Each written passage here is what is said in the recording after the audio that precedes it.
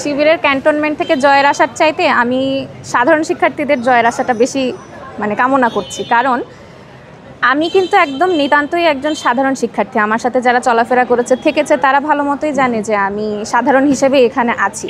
তো সাধারণের মাঝ থেকে আমি মনে করি যে সাধারণরা তাদের প্রবলেমগুলো নিয়ে বেশি কাজ করতে পারবে। এক্ষেত্রে বিভিন্ন সংগঠন হতে পারে আমাদের কাজে সহায়ক, কিন্তু সাধারণ হিসেবে কিন্তু সাধারণের প্রতিনিধি সাধারণরাই হবে।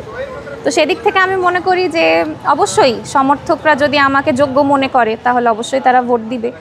আর শিক্ষার্থীদের কাছে তো যাওয়ার চেষ্টা করেছি, তারা তো আমাকে দীর্ঘ সময় ধরে দেখেছে।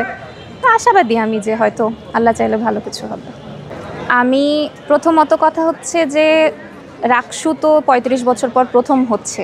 এর আগে আমি তো কোনো প্রতিনিধি হিসেবে ছিলাম না, আমি সবসময় সাধারণের মাঝে ছিলাম। তো সেদিক থেকেও তো আমি শিক্ষার্থীদের জন্য সবসময় কাজ করে গেছি।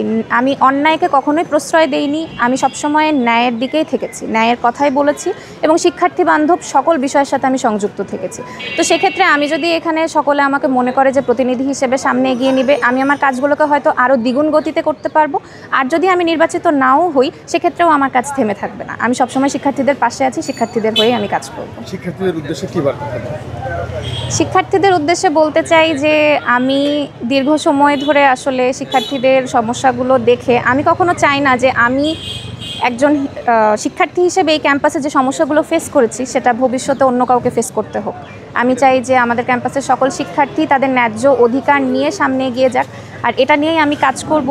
তো সেক্ষেত্রে আপনাদের সাহায্য পেলে, সমর্থন পেলে অবশ্যই আমি কাজগুলোকে বাস্তবায়ন করতে পারবো। আমি কিছু ইশতেহার দিয়েছি, আমি কিছু কল্পনা নিয়ে আগাচ্ছি।